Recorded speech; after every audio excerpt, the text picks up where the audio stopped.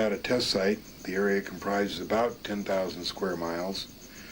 It's bordered on the south by Mercury, and on the west side by Highway 95, and up here on the northwest by Tonopah, and across the top to Crystal Springs, and down here to Las Vegas.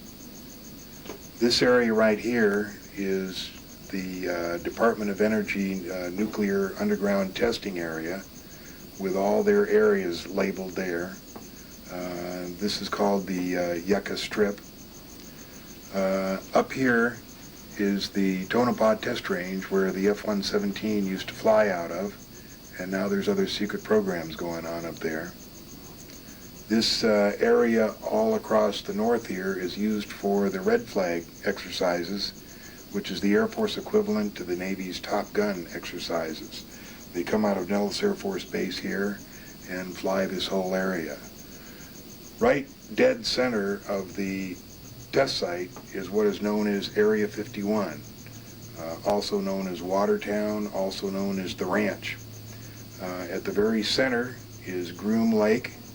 It's about 10 miles on each side, and this is where most of the secret activity goes on. Just 10 miles south of the Groom Lake complex is an even more secret area. This is where the saucers, the discs, are flown, an area called S4. There's 9 hangars inside the mountain, and the discs are flown up the Immigrant Valley, up in this area. They're flown like that. And this is where they can be seen from this road, Mailbox Road, which is right here. It's about 14 miles from there to where you see the discs.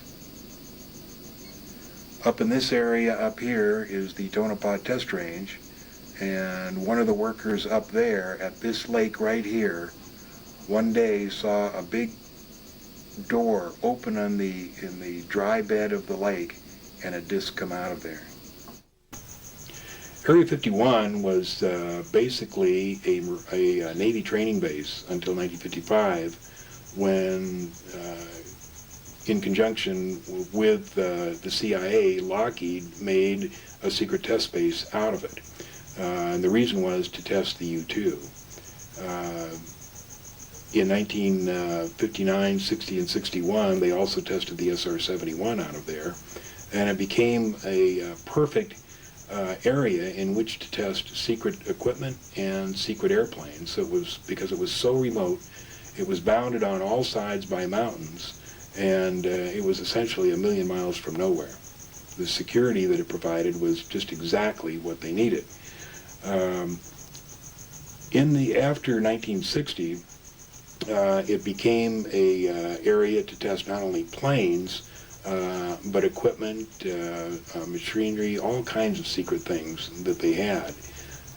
In 1972, there is, according to my research, a complete blackout of detailed information, records, what have you, for a period of 18 months. Nobody knows what happens between the summer of '82 and I think it was summer of '72 and January of '74. There's absolutely no records. They talk to security guards.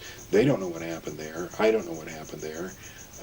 I don't really have any suspicions, because the Flying Saucer program Project Red Light began, it's my information, in earnest at Groom Lake in 1960. They did attempt to fly 1 or 2 of the craft. There was a major accident, and the testing operations shut down for a number of years. The testing operations began in earnest again, I believe, in 1980, 81, 82, around that area. And the reason I say that is because the security increased drastically during that period. And I believe that just south of Groom Lake, which is in the northeast corner of the Nevada test site, is a place called Papoose Lake. It's a dry lake. There's a secret area there called S4, and I believe that that's where they test the saucers out of. My sources are varied. but the primary source being Bob Lazar, who worked on one of the 9 saucers that were stored there.